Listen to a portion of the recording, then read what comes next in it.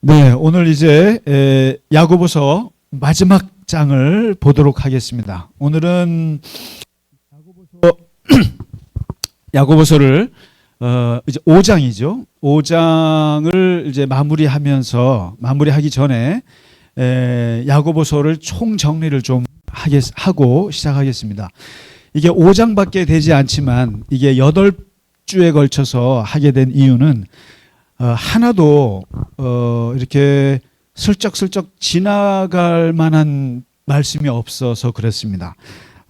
다시 한번 말씀드리지만 야고보는 예수님의 친동생이고 야고보는 예루살렘 교회, 이제 우리가 사도행전을 보시면 아시겠지만은 예루살렘 교회를 베드로도 떠나고 요한도 떠나게 돼요. 핍박이 와서 또 기근이 와서. 그런데 끝까지 예루살렘 교회를 지킨 사람이 누구냐면 야고보 사도예요. 그리고 이분은 낙타무릎이라는 별명이 있고 성전에 들어가서 항상 기도하는 의인 중에 의인이다. 이렇게 이제 평가를 받는 분인데 이분이 이 야고보서를 쓰면서 이제 얘기한 내용이 그렇습니다. 첫 번째가 시험이라는 거에 대해서 첫 주에 했습니다. 하나님께서 시험이라는 것이 세 가지가 있다. 그래서 테스트가 있고 템프테이션이 있고 트라이얼. 그래서 이제 이거를 시험, 하나님이 나를 테스트하는 것도 있지만 또 유혹도 있다. 유혹은 하나님이 유혹한다고 말하지 마라. 너의 욕심 때문에 유혹당하는 거니까 그렇게 얘기하고, 그다음에 시련 받을 때 기뻐하라. 그래서 이 시험에 대한 정리를 한 게 있고요. 첫째가. 그다음에 두 번째 주에 우리가 뭘 했냐면은 말씀을 듣는 것과 행하는 것에 대해서 나눠서 얘기를 해요. 듣기만 하는 것은 의미가 없다. 이것이 행함으로 가야 들음에 의미가 있는 것이다. 그리고 여기서 이제 진정한 경건에 대해서 얘기를 해요. 이 야고보서의 경건. 경건은 환난 때에 고아와 과부를 돌보면서도 그리고 세속에 빠지지 않는 것. 이게 경건이지, 기도하고 뭐 이렇게 우리가 말하는 그런 경건한 마음으로 이거 아니다는 거죠. 이 가난한 사람을, 이게 굉장히 다른 얘기죠. 그래서 이게 진정한 경건이 무엇인지를 얘기해 주고 있고요. 그리고 세 번째 이제 뭘 얘기했냐면은 예수 믿는 자들이여 너희는 차별하지 마라. 이 차별에 대한 아주 말씀을 하셨어요. 말씀 기억나시죠? 네, 그리고 이제 네 번째 우리가 공부했던 것이 행함 없는 믿음. 이 이제 야고보서의 핵심 주제잖아요. 행함 없는 믿음은 죽은 믿음이다. 그러면은 행함과 믿음이 어느 게 더 중요하냐를 정리한 부분이 있어요. 그래서 여기서는 이 야고보의 얘기는 저거예요. 결론은 믿음이 중요하다. 믿음으로 구원받는 거 중요한데 이것이 행함으로 보충되지 않으면 이 믿음은 귀신의 믿음하고 똑같다. 그래서 상호 보완이 돼야 된다라는 얘기를 했죠. 그러면서 아브라함을 해석하는데 아브라함이 의롭게 된 것은 바울 같은 경우 창세기 15장에 하나님의 말씀을 믿으니 의로 여겼다. 요 구절을 갖고 바울은 아브라함의 의를 찾았고 야고보는 아브라함이 진짜 의인이라 칭함을 받게 된 것은 이삭을 바치는 행위. 그러니까 그렇습니다. 성경을 보는 것도 서로가 관점이 다른 거예요. 그러니까 서로가 성경을 조금 달리 해석하는 거 가지고 뭐라고 하면 안 돼요. 이 성경은 그래서 이게 성경이 몇천 년을 오늘날의 고전으로 있는 게 바로 다양한 해석이 가능하기 때문에 그래요. 다양한 해석. 그러니까 아브라함을 보고도 지금 야고보가 보는 거랑 바울이 보는 게 다르지 않습니까? 그러면 둘이 원수예요? 그리고 얘는 이단이에요? 아니에요.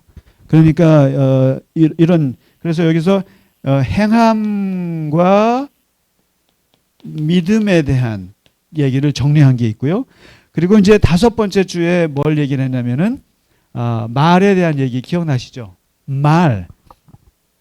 결국에 이 행함은 말에서 오는 것이기 때문에 말을 조심해야 된다. 그러면서 이제 말은 우리의 이 몸을 다 지배하는 건 말이다. 큰 배를 지배하는 것은 작은 키이듯이 온 몸을 지배하는 것은 말 한마디다. 그리고 이 말은 삶의 수레바퀴, 인생을 다 망칠 수 있게 하는 파괴적인 능력이 있다. 그리고 놀랍게도 이게 통제가 안 된다. 통제불능이다. 그리고 통제가 안 돼서 어느 정도 통제가 안 되냐면은 이 한 입에서 찬송과 저주가 같이 나온다. 이런 그 얘기를 하죠. 그러면서 이제 말에 대해서, 왜냐하면 왜 이 말 얘기를 했냐면 이게 기가 막혀요. 행함을 강조하잖아요. 행함을 강조하는데 행함이 가능하려면 이게 말에서 나오거든요. 말에서.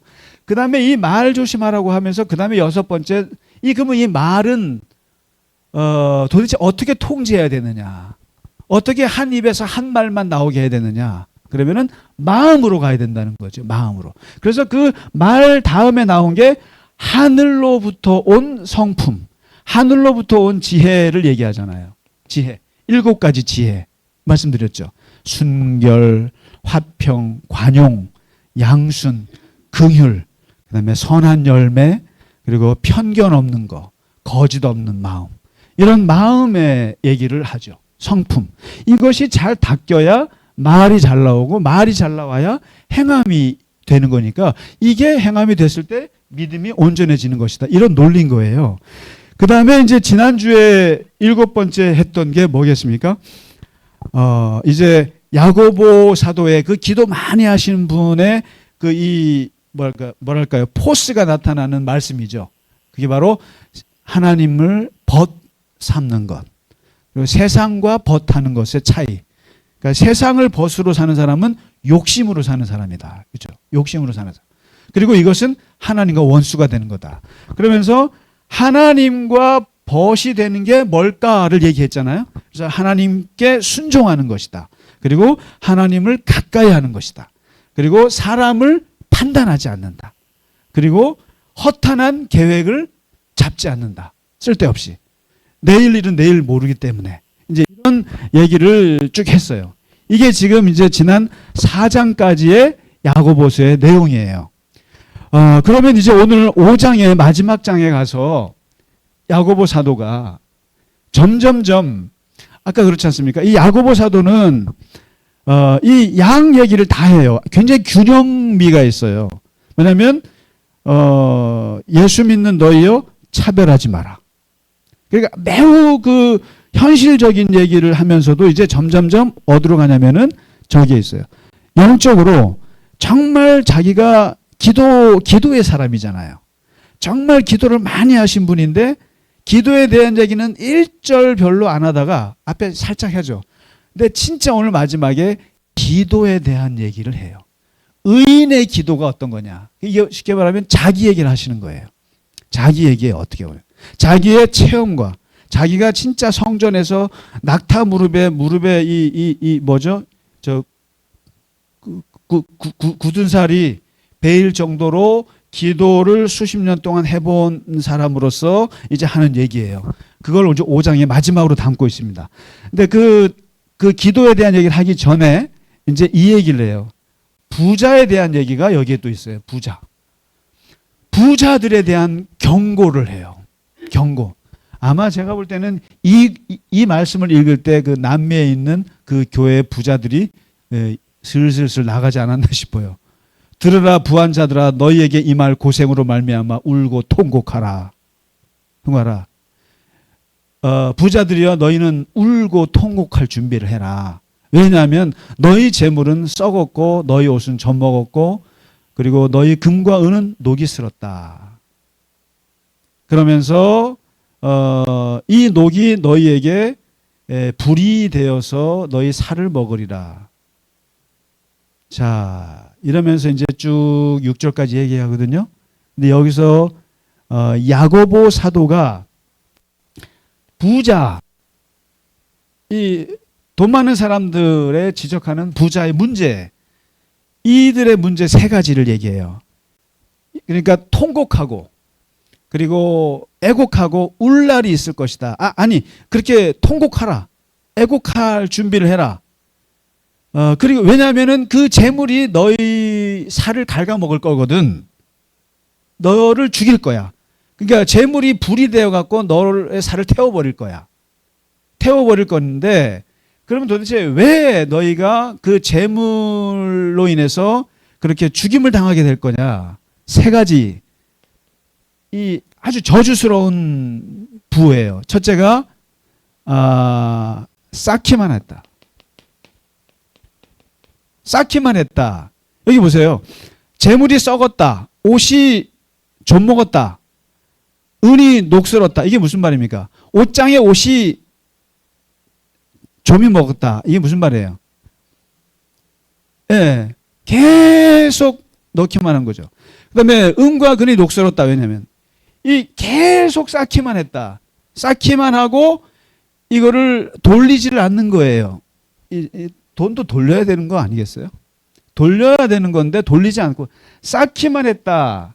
두 번째, 쌓기만 했다라는 얘기가 뭐냐면은 나눔이 없었다. 나눔이 없었다. 여기 보면은 추수한 품꾼에게 임금을 체불했다는 거예요. 돈은 주지 않고 오로지 그냥 쌓기만 했다. 나눔이 없었다. 그리고 세 번째, 이 너희 부자들이요, 너희는 의인들을 죽였다. 의인들을 죽였다. 이 세 가지 악이에요. 그래서 이 너희 이렇게 쌓기만 하고 나눌 줄 모르고 노동자들에 대해 임금 주지 않고 그리고 의로운 사람들을 정죄하고 비난하고 그리고 뒤로 이렇게 해서 어쨌든 제거하려고 했던 이 부자들의 이 행태인 거예요. 근데 사실은 성경에서 가장 비판하는 그 부자들의 행태를 정확하게 요약을 했어요. 요거 예수님도 똑같이 얘기했잖아요. 어리석은 부자, 쌓기만 하고 거기에 누워서 내가 저기 평안을 누리려다 하다가 하나님이 쏙 데려갔잖아요. 그다음에 나눌 줄 모르고 그리고 사람들을 죽이는, 마음에 안 드는 사람들, 그렇지 않습니까? 돈 많은, 이렇게 해서 이 부자들에 대한 경고를 이렇게 이제 해요. 이걸 하고요. 그러니까 이게 자꾸만 그 야고보서를 보면 예수님의 산상수훈이 자꾸만 떠올라요. 예수님하고 예수님의 그 말씀 가르침과 굉장히 톤이 비슷해요. 예수님도 그 부자들에 대해서 이런 식으로 비판하셨잖아요. 자, 그리고 나서 이제 야고보 사도의 영성, 그 기도의 영성, 그 기도를 통해서 쌓인 영성이 깊이 드러나기 시작합니다. 그러면서 이제 오늘 간단하게 네 가지를 딱 얘기하는데, 첫 번째가 너희는 인내하라. 인내하라에 대해서 인내하라. 길이 참고 인내하라. 이게 지금 이제 기도하는 사람들에게 있어서 어떻게 보면 가장 중요한 자질이에요. 자질이기도 하고 넓게 보면은 기독교인들에게 꼭 갖춰야 될 그 자질 중에 하나가 인내다. 인내다. 이게 주님이 강림하실 때까지, 재림하실 때까지 길이 참으라. 농부가 씨를 심고 다음날 땅바닥을 파서 열매를 기다렸다간 큰일 나잖아요. 그러니까 이 열매가 날 때까지 1년을 기다리지 않느냐. 기다리는 것처럼 너희도 길이 참고 마음을 굳건하게 하라. 주님의 강림하실 때까지. 그러면서 이 인내에 대한 얘기를 합니다. 인내. 그래서 인내하기 위해서는 마음을 굳건히 가져야 하고 또 서로 원망하지 말고. 왜냐하면 기다림이 길어지면 원망하게 되거든요. 그러니까 원망하지 말고, 그리고 너희는 본보기를 삼아야 되는데 누구를 자꾸만 본을 삼냐면은 선지자들이 얼마나 고난과 얼마나 많이 참고 살았는지를 그 본을 받으라. 본을 받으라. 그러니까 이게 기다릴 때 예수님처럼 나도 인내해야지. 그리고 예를 든 게 누구냐면은 인내하는 사람은 복이 있는데 그 대표적인 사람이 욥이다. 그러니까 욥을 한번 생각해 봐라. 욥을. 그런데 이제 그래서 욥처럼 인내했더니 나중에 하나님이 복을 주셨다. 이제 이렇게 얘기를 합니다. 그러나 이제 막상 욥기를 보면 욥은 인내가 아니라 끊임없이 문제를 제기하고, 왜 나를 이렇게 했는지를 묻는, 저항하는 사람으로 보여져요. 그러나 바로 그렇습니다. 인내한다고 해서 가만히 있으라는 뜻은 아니에요, 사실은. 인내하는 사람들에게는 어마어마한 갈등과 고통과 그리고 원망, 이게 따라오게 되어 있어요. 그리고 하나님 앞에 계속 묻죠. 그리고 부르짖게 되죠. 도대체 어떻게 이럴 수 있느냐라고.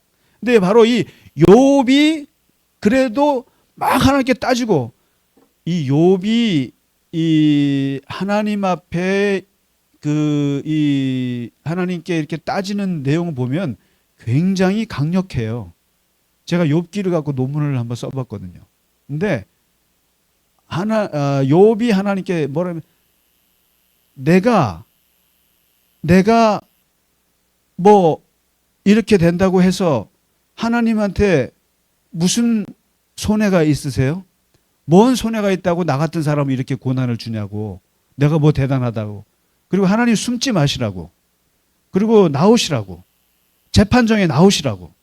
그리고 하나님 나오시라고. 그러니까 굉장히 강력하게 하나님을 추궁을 하거든요. 그러니까 결국에 그 욥의 그 추궁에 못 이겨서 욥기 40장인가요? 거기에 하나님이 쫙 나타나죠, 결국에. 근데 인내라고 하는 것은 그만큼 발버둥이 있고 그렇죠. 그러나 후대 사람들이 볼 때, 야고보가 볼 때 그 욥은 인내한 사람이라고 보는 거예요. 그러니까 이 인내한다고 하는 것이 가만히 그냥 숨죽이고 있는다는 뜻이 아닙니다. 그런 뜻이 아니에요. 그러나 결국에는 이 욥이라고 하는 사람은 그렇게 하나님께 울부짖고 묻고 막 하나님을 고발하고 그러면서도 그 참아냈다라는 거죠. 근데 만일에 그렇지 않으면 그냥 인내하지 못한 사람은 그냥 뭐 인생을 접거나 포기한 거나 그랬겠죠. 근데 이제 이 야고보는 인내를 본받으라. 욥의 인내를. 그 얘기를 합니다. 그 다음에 두 번째 얘기하는 게 뭐냐면은 함부로 맹세하지 마라. 함부로 맹세하지 마라. 근데 이 맹세하지 말라 이렇게 얘기하죠. 하늘로나 땅으로나 아무 다른 곳으로도 맹세하지 말고 너희가 그렇다고 생각하는 것은 그렇다 하고 아니라고 생각하는 것은 아니라 하여 정죄받음을 면하라. 이렇게 얘기를 하거든요. 자, 이 얘기를 제가 산상수훈에 있는 얘기를 말씀드릴게요. 예수님이 하신 말씀. 도무지 맹세하지 말지니 하늘로도 하지 말라. 이는 하나님의 보좌고 땅으로도 하지 말라. 하나님의 발등상이고 예루살렘으로도 하지 말라. 이는 큰 임금의 성이고 하나님의 성이라는 거죠. 머리로도 하지 말라. 네가 무슨 수로 네 머리를 희고 검게 할 수 있느냐. 아마 예수님 당시에는 염색을 모르셔서 하신 말씀인 것 같은데 요즘에는 머리 다 희고 다 검게 할 수 있어요. 근데 이제 그때는 그게 안 되니까 그러신 말씀인 것 같아요. 그리고 너희 말은 옳다 아니라 하라. 자, 지금 야고보와 한 말이랑 똑같죠. 맹세하지 마라. 이 맹세하지 말라라는 말을 왜 하셨는가? 맹세할 때 이게 십계명을 어기는 거예요. 하나님의 이름을 망령되이 일컫는 거 있죠. 이게 맹세. 그러니까 나 하나님의 이름으로 내가 맹세할 거야. 내가 하늘의 이름으로 맹세해. 내가 땅의 이름으로 맹세해. 내가 예루살렘 성전의 이름으로 맹세할 거야. 이렇게 자연 만물에 또는 하늘의 이름을 걸고 하는데 그게 다 예수님이 그거 다 하나님 거야. 하늘 하나님 뭐예요? 하나님의 보좌야. 땅 하나님의 발이야. 예루살렘 하나님이 거하시는 성전인데 어떤 이름을 대도 그건 다 하나님 거야. 그런데 하나님의 이름으로 맹세하는 것은 절대 안 돼요. 그 구약에서 십계명에서 하나님의 이름을 망령되이 걷는 거예요. 그러니까 그나마 우리가 은혜의 시대에 살기 때문에 하나님 하지만 하나님의 이름을 함부로 대면 안 되는 거예요. 하나님의. 그러니까 그리고 머리털? 네가 무슨 머리털을 하나 색깔을 바꿀 수 있다고? 그만큼 인간이 아무것도 할 수 없는데 능력이 없는 인간이 어떻게 너가 함부로 입으로 맹세를 하느냐. 입으로. 그래서 지금 이 맹세하지 말라는 말은 아까 4장에서 그 3장인가요? 말 조심하라는 것과 같은 거예요. 그리고 인간은 누구도 자기의 가 한 말을 지킬 수 있는 사람이 아무도 없어요. 그러니까 이 얘기를 하면서 자 지금 보세요. 인내 얘기를 하고 맹세 얘기를 하면서 그 다음에 이제 기도로 들어가요. 기도하라. 세 번째 기도 얘기를 하는데 여기서 이제 이런 얘기를 합니다.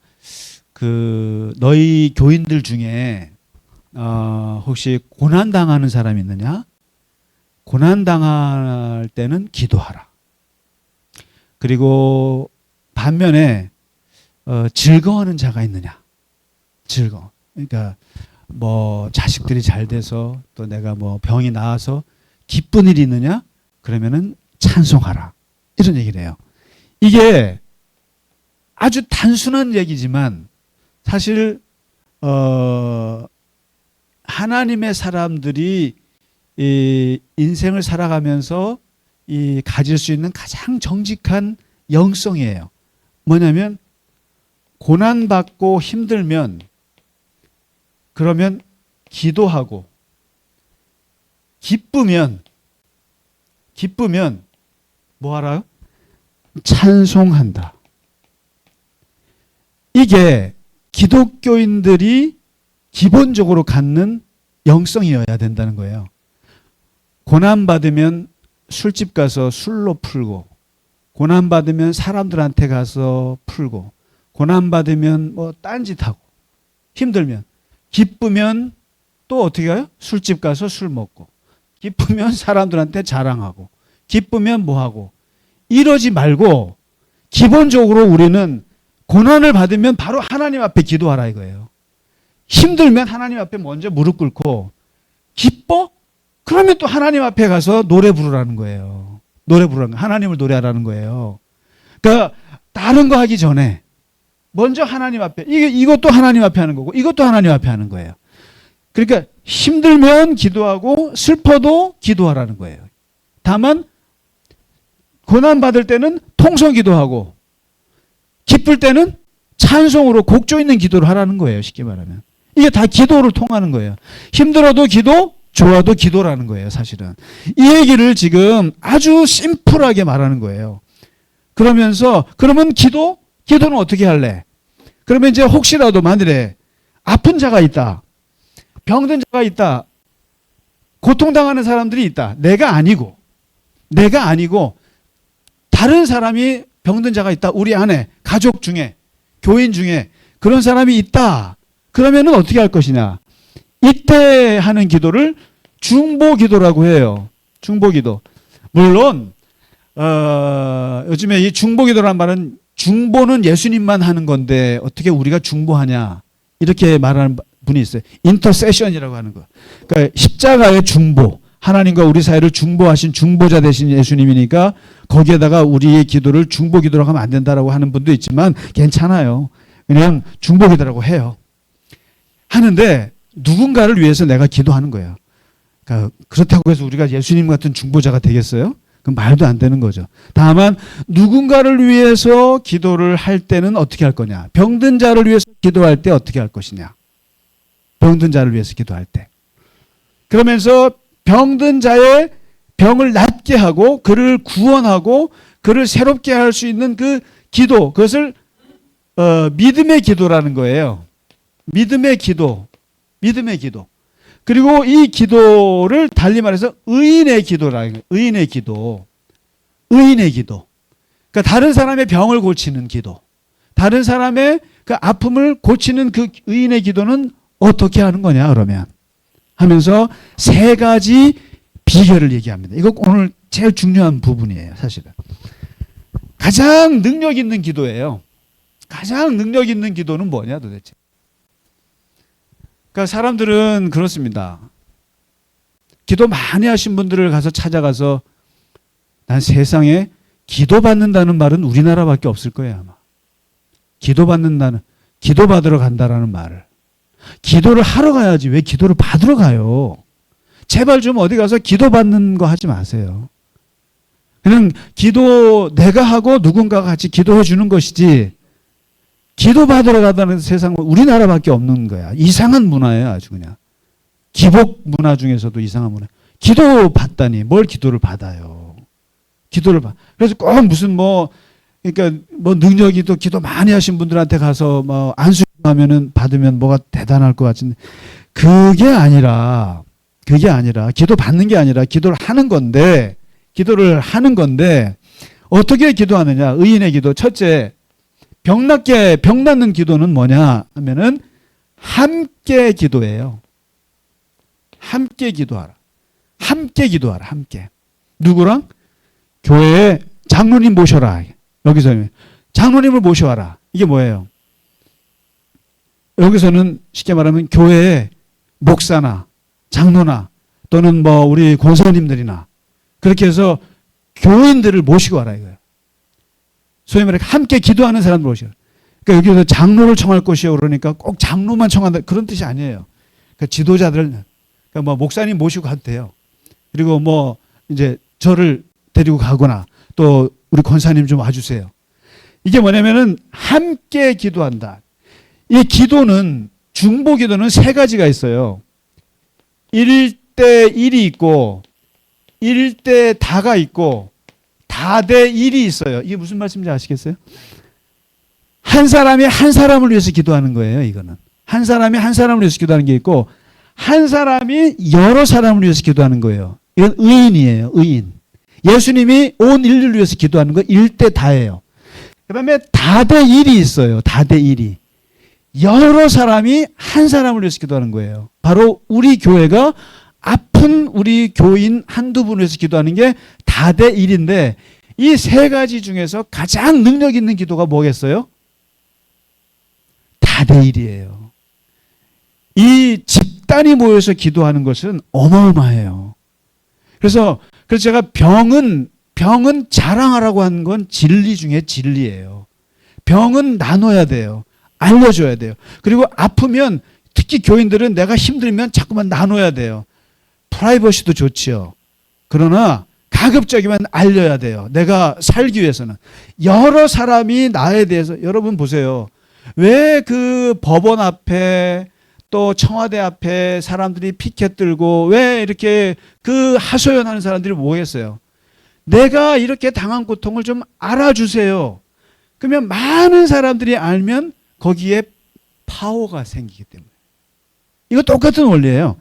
여러 사람이 한 마음을 가지고 한 사람을 위해서 기도하면 한 사람이 백날 천날을 하는 것보다 더 강력할 수가 있어요.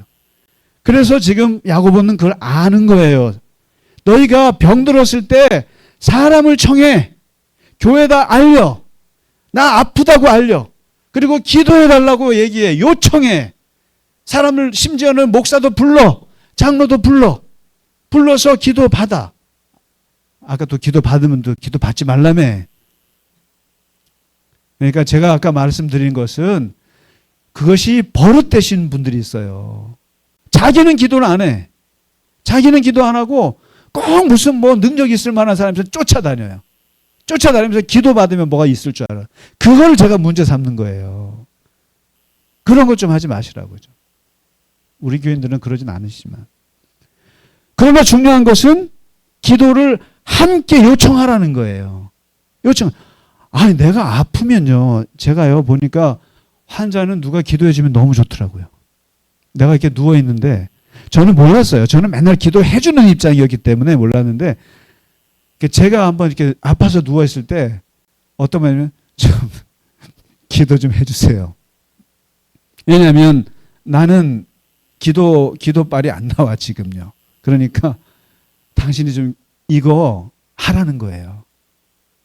그래서 보니까 누군가가 나에게 안수해 주니까 너무 좋더라고요. 그 거꾸로 생각해 보니까 그래서 내가 이 목사가 할 수 있는 게 안수인데 자주 해드려야지. 그게 좋은 거예요. 그러니까 요청하라는 거예요. 함께 기도를 하라는 거예요. 함께.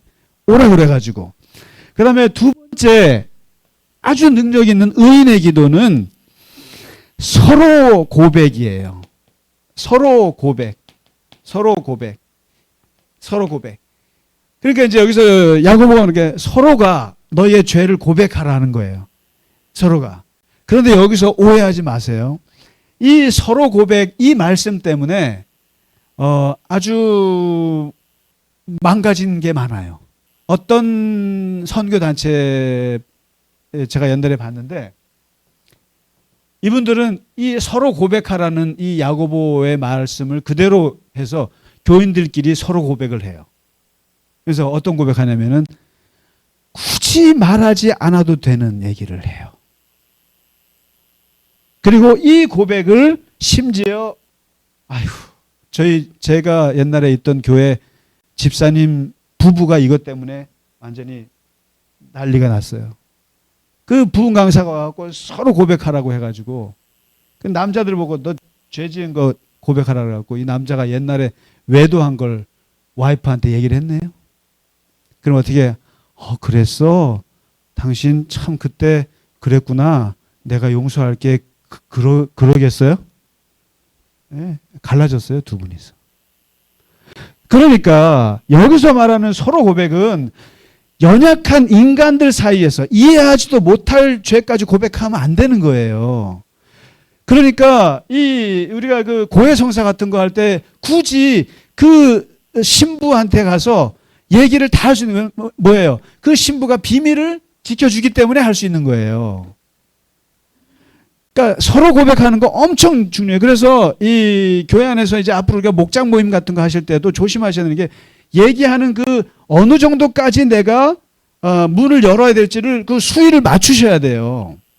아무 때나 가서 어떤 분 보면 아무 때나 가서 자기의 옛날 얘기를 다 해.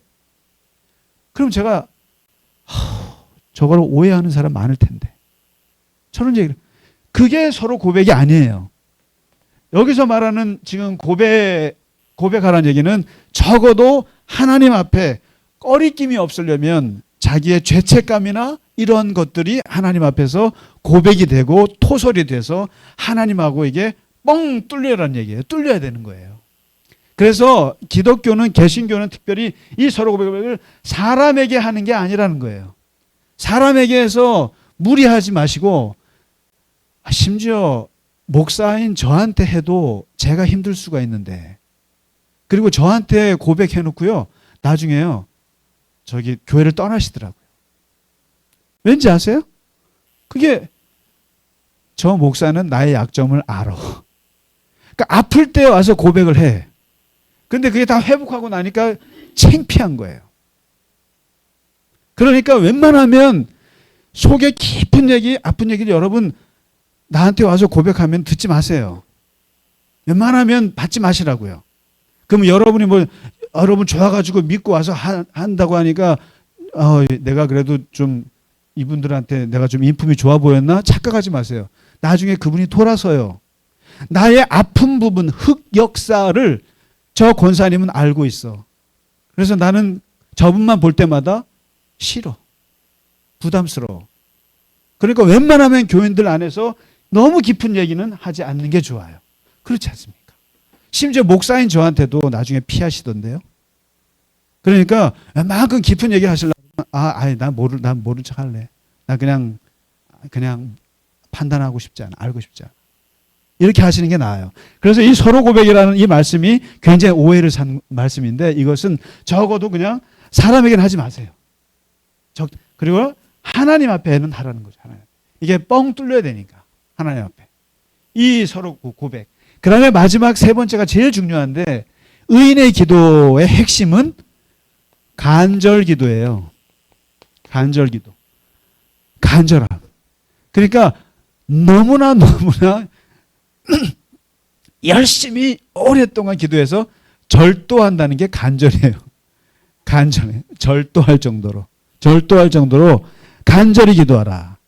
그러면서 예를 드는 게 누구냐면 아까 인내에는 욥을 예를 들었잖아요. 근데 이 의인의 기도에 병 낫는 기도에 가장 강력한 능력의 기도의 핵심은 간절의 기도인데 이것은 엘리야를 예를 들었어요. 엘리야 갈멜산에서 엘리야가 2번 기도해요. 하나는 불 내리기 전에 불 내리는 기도를 해요.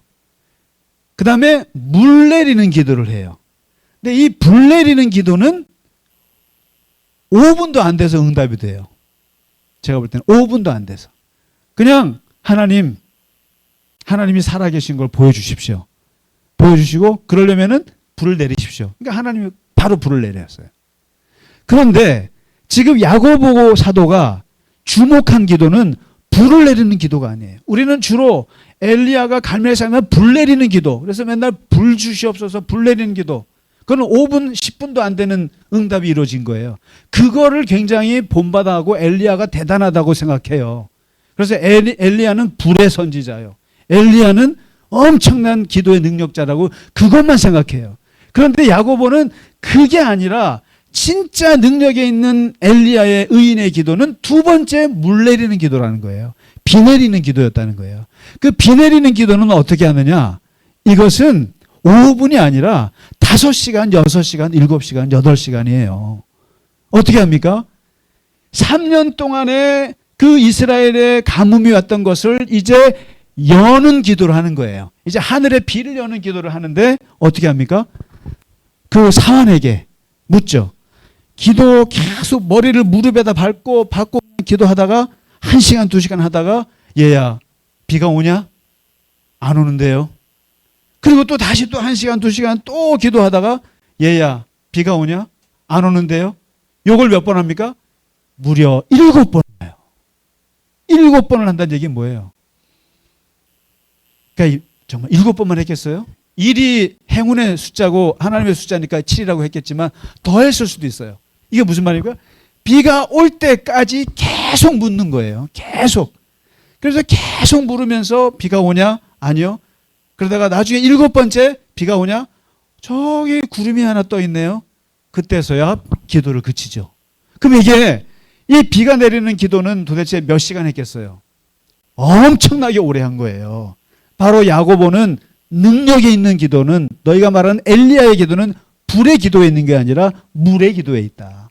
그 엄청나게 오래 기다리고 간절하게 그게 바로 어디 있습니까? 아까 인내의 기도다. 이거를 당할 수 있는 사람은 없다. 그러면서 가장 중요한 의인의 기도를 3가지를 얘기하는 것입니다. 함께 기도해야 돼요. 그리고 하나님 앞에 우리의 죄를 고백해야 돼요. 거리낌이 없어야 돼요.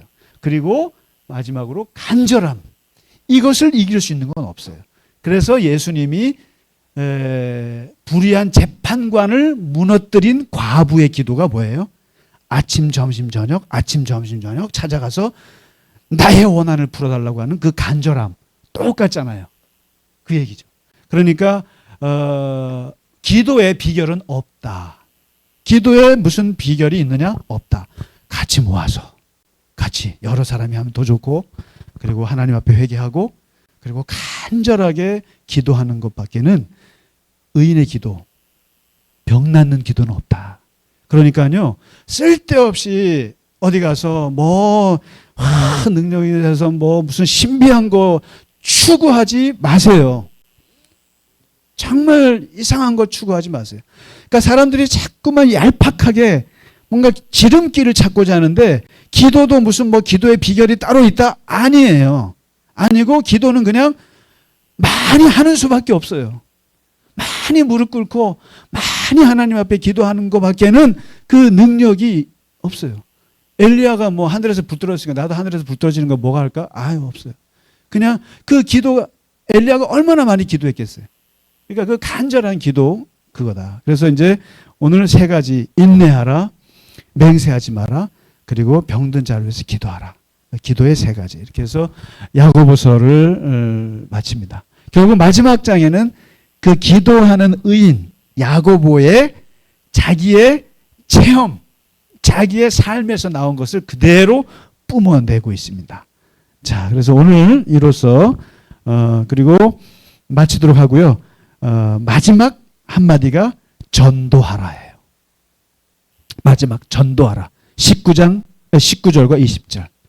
진리를 떠난 사람을 돌아서게 하라. 전도하라. 이 얘기로 마무리를 하고 야고보서를 마칩니다. 자, 8주 동안 야고보서를 공부하시느라고 고생 많으셨고요. 야고보서가 또 새로운 편지라는 게 느껴지시죠? 아주 귀한 책입니다. 귀한 책이라는 것을 다시 한번 기억하면서 마치고 이제 방학을 한 달 좀 푹 쉬시고 나서 이제 베드로 전서와 후서로 8월 말에 만나도록 하겠습니다. 지금까지 고생 많으셨습니다. 감사합니다. 감사합니다.